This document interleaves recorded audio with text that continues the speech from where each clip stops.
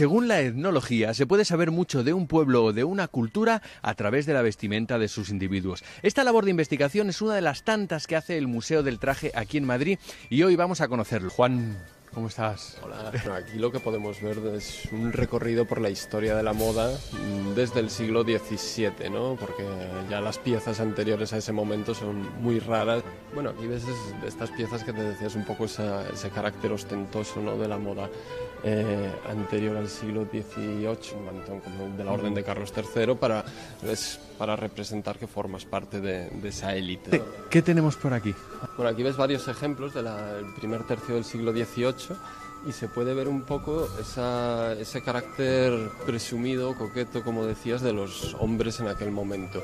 Todavía las mujeres van vestidas de manera menos rica, ¿no? Son las chaquetas masculinas, sobre todo esas casacas bordadas todas artesanalmente, las que más hacen esa ostentación de poder, ¿no? Y vemos la época en torno a 1800, que es el momento en que en Francia se está produciendo una revolución importante en el vestuario, dirigida en parte por Josefina Bonaparte. Es la primera vez desde hace siglos que una mujer se pone un traje de una sola pieza, confortable, ligero, sin decoración, y pasamos a los miriñaques, ¿no? Ves aquí todos esos armazones interiores que originan esa silueta muy ostentosa, muy mujer flores, incluso saludar es como hay un distanciamiento. Esta es una radiografía del corsé, ¿no? Y ahí ves los elementos en blanco, son metálicos, ¿no? Llegaba a modificar el cuerpo por dentro, ¿no? Alteraba el orden de los órganos, ¿no? Un poco como un embarazo. Algo que defendían los médicos, incluso como saludable. Se llegaba a defender, había un debate durante la última parte del siglo XIX sobre si era sano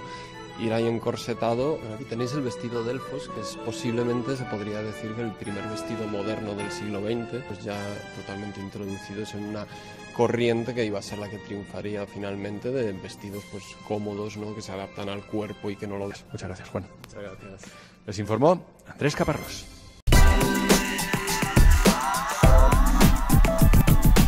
Bienvenidos a Mundo INA. Iniciamos comentándoles que a escasos 15 días que concluya la exposición Hilos de Historia, todavía hay mucha tela de donde cortar en torno al estudio de la indumentaria, Alejandra. Así es, Osvaldo, la vestimenta permite estudiar la economía y la arquitectura, además de la vida cotidiana y los usos y costumbres de una época, aseguran especialistas del INA. Aquí los detalles. El estudio de la indumentaria es un campo de investigación porque las prendas no solo reflejan la moda de una época, sino también ofrecen datos de la cultura de los pueblos. Lo anterior fue señalado por especialistas del INA convocados a reflexionar sobre el tema, con motivo de la exposición Hilos de Historia, colección de indumentaria del Museo Nacional de Historia, que se presenta en el Castillo de Chapultepec. La ropa también nos habla de qué podemos y de qué no podemos hacer en determinada época de la historia. Nos habla también de la moralidad, de los atavismos y los fetiches. La indumentaria proporciona datos históricos sobre aspectos de las épocas en que se usaron, como el económico y la arquitectura. Por ejemplo, el estudio en torno a faldas tipo panier de moda en el virreinato permitió conocer la influencia de la prenda en la arquitectura y el diseño industrial de este periodo, ya que la amplitud de las caderas del vestido generó el ensanchamiento de sillas y puertas.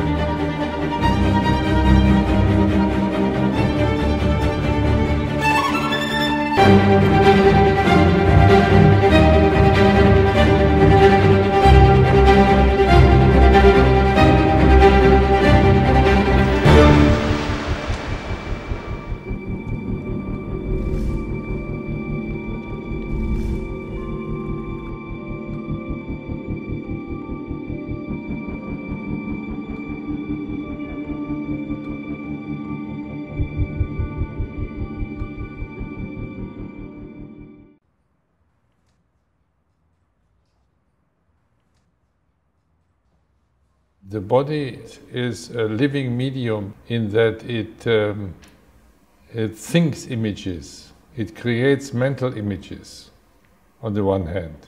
It remembers images and recognizes images again. You may call it the brain, but the body with all its senses is part of it. And then the body itself is representing images, is turning into images.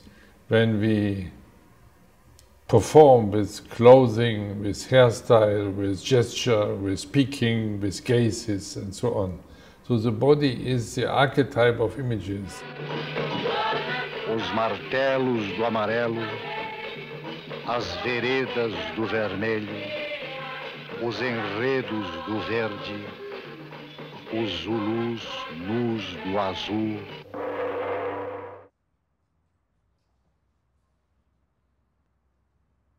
There are mental images and material images. And the work of art is not mental, it has a physical existence.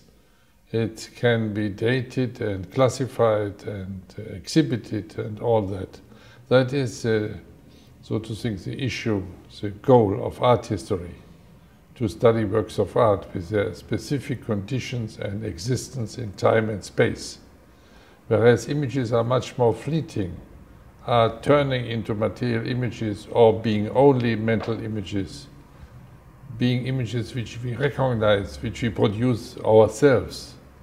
So you can see that images cannot be the main scope of a history of art, because what would it be, the images of the brain? How would they be a topic for the history of art? Not at all.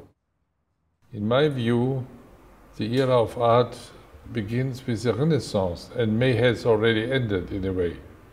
So this is an episodic existence of images, but images were produced much earlier than we have an art concept in the Renaissance.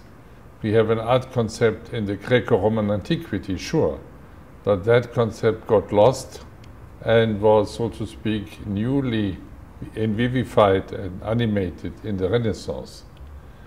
So for me, it was important to distinguish images, maybe, let's say, religious images, images in a religious cult, on the one hand, from images which served the existence of art or the expression of art on the other hand.